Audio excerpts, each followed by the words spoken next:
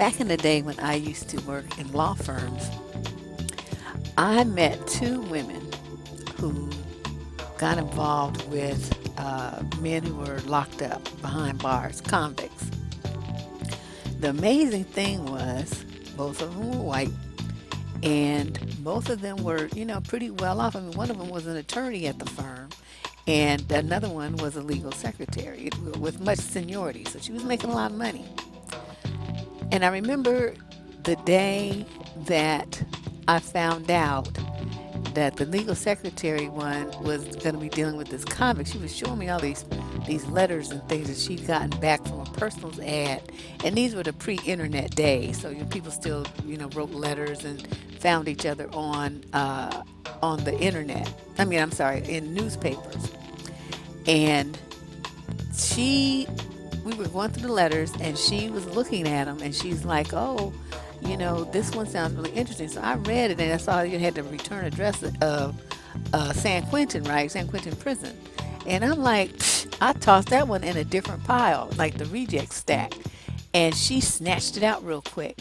And I knew at that second that that was going to be the guy that she got involved with. And she, I mean, he moved in with her when he got out and everything, but he was doing drugs. And he was just basically making her life miserable. But she stayed with him, and I think their marriage lasted about a year, but he never was acting right, the whole time.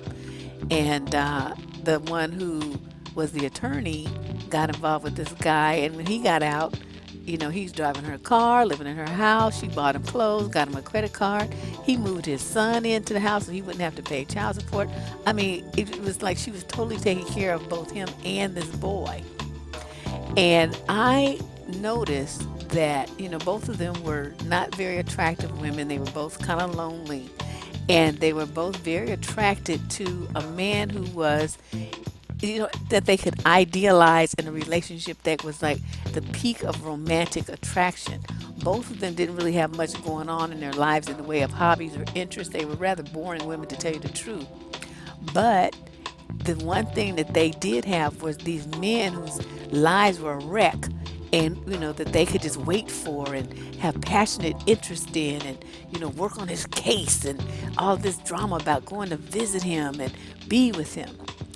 And the thing about it is, I know everyone's read about the drama that's going on with sentencing in the United States, and how black males 25 to 39, the greatest age for becoming a father and a husband, are the main ones locked up in prison. And it's affecting the black community in ways that people really can't even fathom, because it's removing a whole element, millions of men out of the communities, away from women, away from their families, away from their children. They're not working, they're not voting. This having a great impact on us in ways outside of relationships. But what I want to talk about today, though, in this segment, I'm going to end up doing 2, possibly 3 videos on this subject. I'm going to talk about what's missing in the women's lives that get involved with these kind of guys, and the risks and dangers inherent in this type of relationship. Even though every man, is going to have problems, it's not going to be perfect with any guy. But what I'm saying is, when you are involving yourself with someone who has been institutionalized for years, sometimes decades, what you're dealing with is a man who has learned how to get by with violence, coercion, and manipulation. That is how he survived. And you think that your love is going to change him and heal him, and that he's going to be a better man when he gets out. He's not. He's going to need a long time to readjust to being on the outside and being able to make choices. Because in prison, they don't get to choose anything. They do what they're told. Their life is completely scheduled.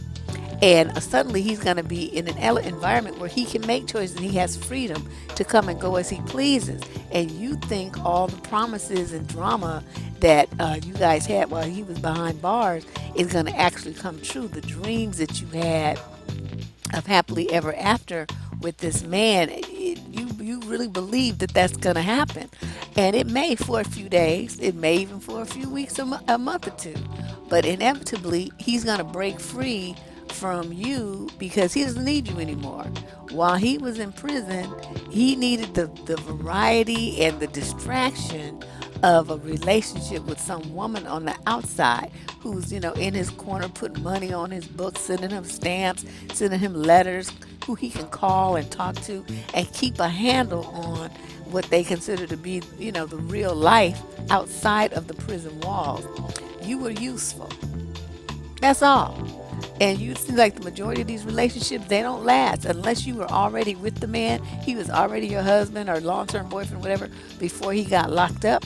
But I'm talking about you women who go and find these dudes to get involved with. And, they're in prison. And sometimes it happens, you get in these church things, right? The prison ministries, they call them. I'm of the mind that no woman should ever participate in a prison ministry ever, because the mindset of the women involved in these churches is too fragile. In order to believe in something you can't see, you have to have a lot of fantasy mind. You have a lot of fantasy in your mind already. So it's not a real leap for them to use that against you and start quoting the Bible and saying bless you and my sister and all this old stuff to get in your head. And the next thing you know, you involved with a convict and sending him all your money and running up your bills while he called you and putting money on his book and spending hundreds of dollars to go see him and all this kind of stuff, all this impact on your budget that you didn't have to have because you could have left that alone. You guys also have to watch out for, besides, the personals ads, because they're on the internet too now, and they put ads still in newspapers, and there's a prison website where you can actually go and find a prisoner to date. I mean, these people are serious. But what you really have to watch out for is what you call your friends and people who have relatives, brothers, cousins, sons in prison, and they want to set them up with a young lady who they know is single, who they know is lonely, who probably isn't that attractive, because if she was, she'd be able to get somebody on the outside. They wouldn't be trying to hook her up with some convict because they would know better. So those are things, the things that they usually look for: vulnerability and loneliness. And then they'll approach you. Oh, my son is in prison. He's so lonely. Can you write him? And, these prisoners, they have nothing better to do than to concentrate on how they're going to use you. I had a cousin, and this boy had a college degree from San Jose State. I don't even remember what he went, because he was, older than me, but I don't remember what he went to prison for, but he was locked up for a couple of years. This fool made money writing letters for other prisoners. And you got to remember, a lot of these dudes are illiterate. They're like high school dropouts, and they're in prison. So he would write these wonderful wordy letters full of romance and flowers and dreams and hopes and wishes, and talking about, I'm gonna be a better man, you just inspire me, this and that, blah blah blah, all kinds of bullshit. And he would sell them to the other prisoners.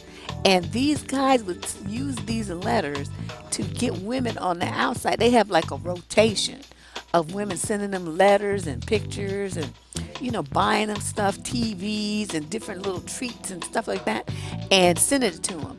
And you guys really want to believe like you're the only one, and that this guy, that what he's saying to you is reality. It's not. It's manipulation. They need you while they're behind bars. They need you. And the other thing I think that's really important to discuss is the mindset of the convict. These guys are in an environment that is violent, that's full of fights, murders, attempted murders, gang affiliations and battles and stuff. Their mind is constantly under assault with negativity. They're just trying to survive. And to survive in prison for all those years and to come out in one piece, they have to be tough mentally, and they have to be very manipulative and calculating. Why do you think that when he gets out that he's going to be able to magically turn that off? Why do you think that while he's still in there trying to survive just like that he's supposed to apply to everybody in his life except you? Have you ever really considered what prison is like? These men are treated like animals, if not worse.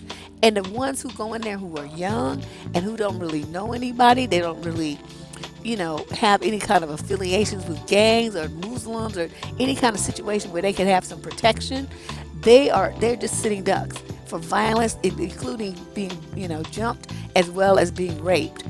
So you guys have to really consider what you're dealing with, and I mean, be realistic about these situations. Personally, I would not date a man in prison, because what I'm going to talk about in video number 2 is the mass, I mean, like overwhelming amount of HIV affecting the black community. It is my premise that it is coming from these men that are in prison. You saw the stats, how many black men are locked up in the prime parenting and husband age group.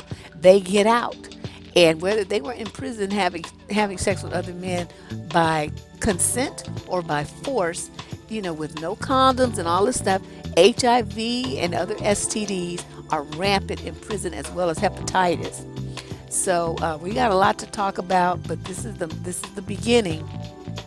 I really want you guys who are involved with these criminals, to, these dudes that's locked up, whether they did a crime then that's accurate to get them in prison or not, they know they did some shit at some point. So you guys really need to be careful about who you're involved with, and what you give to these guys, what you do, what favors you do for them, a whole bunch of stuff. You've got to be more diligent about protecting both yourself and any children that you have. Prisoners, in my mind, unless the guy has been out for at least a year or two, is no one that you should be involved with. They are not ready. They're going to just use you and set you up to be used, because they need somebody on the outside while they're locked up. Don't let that be you. All right? My name is Deborah Cooper, advice columnist on survivingdating.com. We'll talk more about prison love in the next video. Bye-bye.